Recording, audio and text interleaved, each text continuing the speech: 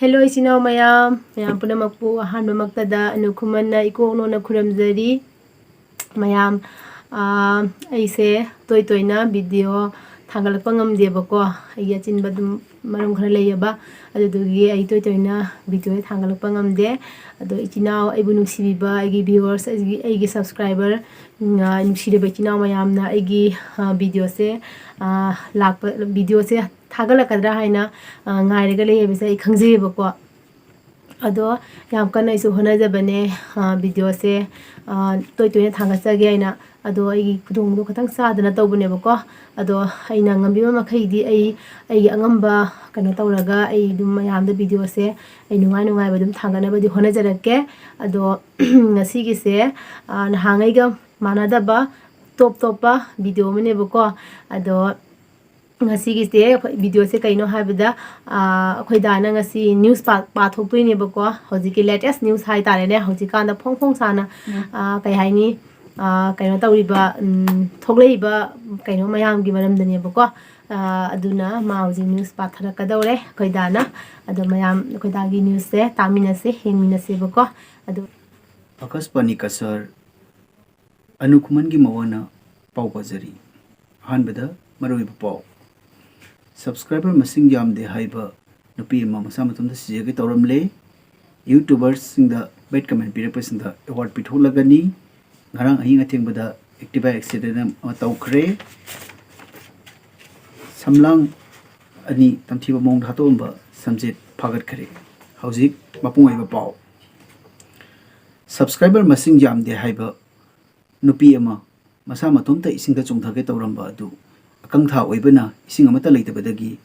sibagi khongteng adu postpone tawkhre hairi mak mathangi porisada sigidra siroidra haibadadi mahaiba ngamde hairi ada durga puja da pokhai kiba balloon punamak amuka na pholagani haina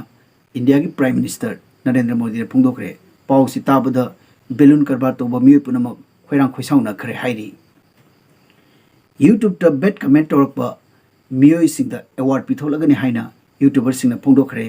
award adu ahanba manada ahanbagi makok ani suba manada maya group manbagi makok om suba manada khwaidigi manba lokhulpa yadaba makok ni hairi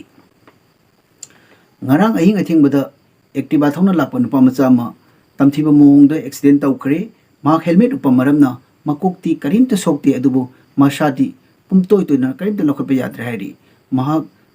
masa mo de yengtholo matungda tekta kaidana mayumda han khare hairi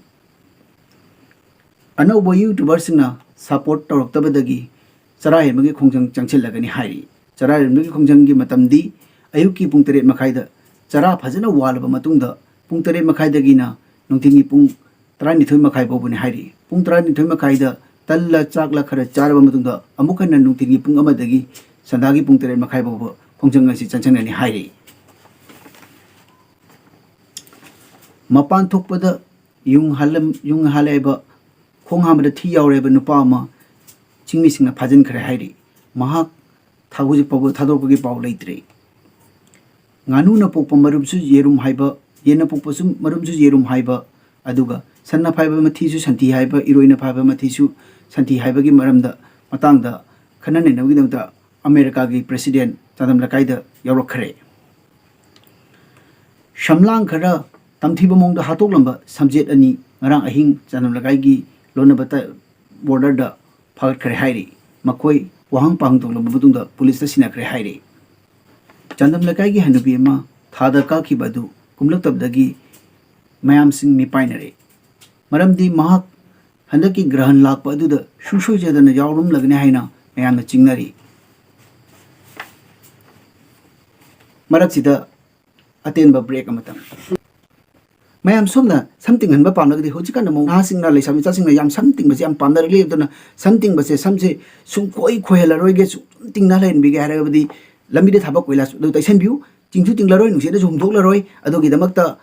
free da su phangani paisana loba pamlaga su phangani free da su phangani masigi damakta www.alcatra.com da paulo view ting tong manipur gi chief minister nungthomam biren Khuman ga February gi tang 19 da unagani haina tawramba du hairiba tarik asi sugyau yoroktabadagi mahak shauna amuhana laklaroi na phungtora khare hojik sanabagi paw hundred FIFA world cup सरुक जागने है चकीब चंदम लकाई सानरोइसिंग खोंहाम यावनरप अमदि पुकलेंग यावनरपदगी मखोय यौब ngमखिद्रे चंदम लकाई न सिंदुना लेकंग the इरो यांबी तानागदब तानागनाय तरमदु नोंगलेपद चुबदगी जैथोखरे हाइरी असिगी ओइनदी दि मतंग असिद पाव असि तै लेत्रे अदुना मयामना पाव असि ताबिरगा नुंगाइबिरगदी लाइक शेयर सब्सक्राइब तौबिरमु अदुगा अशोय यावरगु सुंगापिगनी आदि मयाम हाक पोथाबिनरबा हैना तौबनी असिदा पुकालका थानादना अमनमा चैनादना कैन तौनगुमसी अदुगा बेड कमेंट पिनगुमसिको बेड कमेंट पिबसिदी याम सथिना साउनिंगे करिगी खोइना वीडियो सेमसिसु याम नुंगाइना सेमकपदि नते वीडियो मो ओइना बसे अदुना मयामना सपोर्ट तौबियो अदुगा मखा ताबा नुंगाइबा तै पाउ सोई होनजरगे पाउ सेमसिसु याम वाइको अदि पुथोकना भोना बसे अदुना मयामना सपोर्ट तौबियो कोइ मसेन सपोर्ट तौमिनसे से हारगा असिगी वेनदी मतंग असिदा पाउसु लोइसिनजरगे अदुगा आइसु पोथारगे बाय बाय